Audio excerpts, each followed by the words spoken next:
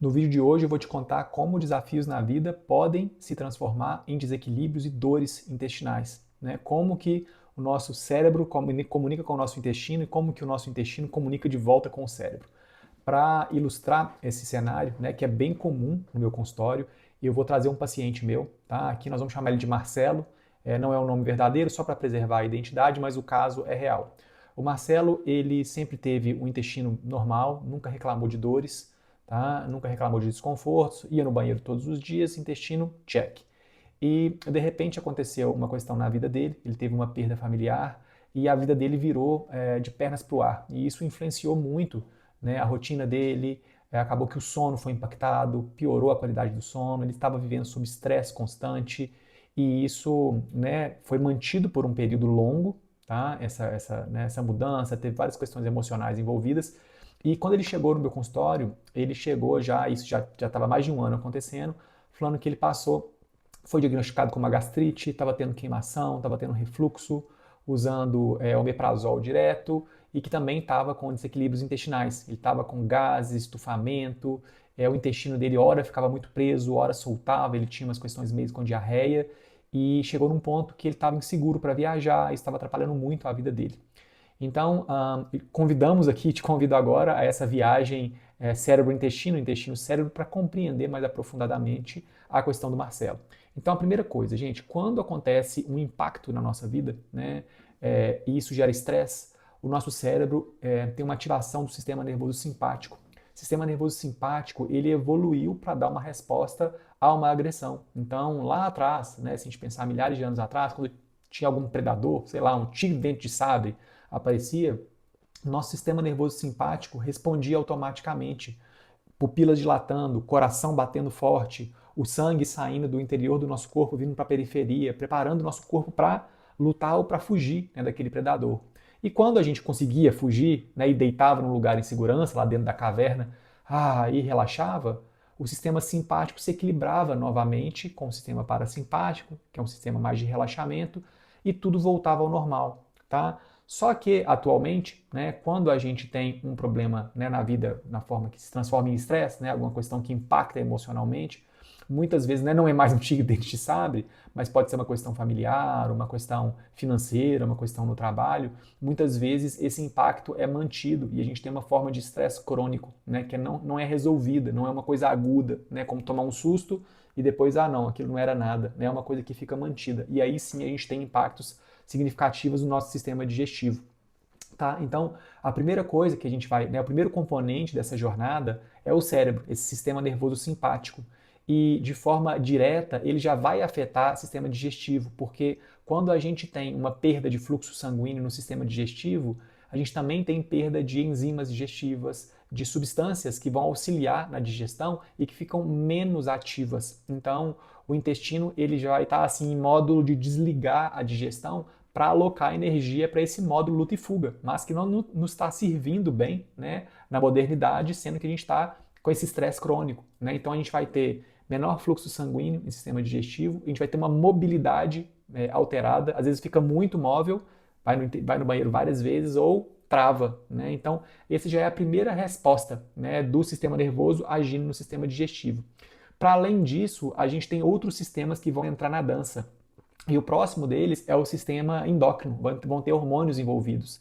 Então, quando tem um estresse mantido, a gente vai ter cortisol, a gente vai ter adrenalina, a gente vai ter noradrenalina, tudo isso potencializando esse estado, né, de alerta, esse estado de ruminação, que geralmente atrapalha sono também.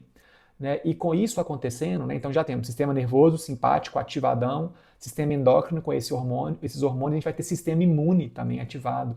Sistema imune, quando ele ativa, a gente já vai ter um ambiente muito mais inflamatório, porque o sistema imune ele vai liberar citocinas e substâncias inflamatórias no nosso corpo. E com isso em circulação, né, isso vai acontecer no intestino também, a gente já tem mais alterações intestinais. E uma das alterações mais significativas é na permeabilidade do intestino. A trama do nosso intestino é como se fosse uma rede muito fechadinha. E quando começa a ter um ambiente inflamatório, essa rede começa a se abrir um pouquinho. E pequenas partículas que não eram para passar por essa trama começam a passar. E o sistema imune ele é reativado. Tá? Então a gente começa a ter maiores respostas inflamatórias e sistema imunológico, e isso é péssimo a nível de sistema. E por último, né, que são um dos achados mais interessantes, é a microbiota intestinal também impactada, que são a comunidade de micro-organismos que vivem nesse intestino, com todo esse eixo do estresse, sistema nervoso, sistema endócrino, hormônios, sistema imune, compostos inflamatórios, a microbiota balança também. Então essa comunidade de bactérias que antes estava em harmonia começa a sofrer mudanças na sua composição. Bactérias mais patogênicas, aquelas que causam danos, começam a subir as populações, bactérias benéficas começam a cair. E os produtos dessas bactérias, né, elas fazem vários compostos que são importantes para a nossa saúde, começam a mudar. E isso também tem impacto negativo na nossa saúde gastrointestinal. E aí a bagunça já está feita. A gente já tem todos esses sistemas convergindo contra. E com isso pode surgir, aumentar o risco de gastrite, tá? De doenças inflamatórias intestinais, síndrome do intestino irritável, síndrome de supercrescimento bacteriano, doença de Crohn e por aí vai, né? O que é bem comum de ver um bololô desse tipo no consultório. É claro que cada pessoa responde de um jeito, né? Depende de genética, depende de história de vida, microbiota, sono, alimentação, hábitos diversos, tá? Voltando aqui para o caso do João, né? Do Marcelo, perdão, o impacto emocional que ele sofreu afetou primeiro o estômago e isso desencadeou efeitos também no intestino. Então, ele chegou a desenvolver uma gastrite e estava com síndrome do intestino irritável. E a nossa abordagem, né, não foi uma abordagem isolada. Ele tentou tomar probiótico, ele tentou tomar 1 ou 2 compostos bioativos, fez uma dieta meio maluca que ele viu na internet e nada funcionou isoladamente.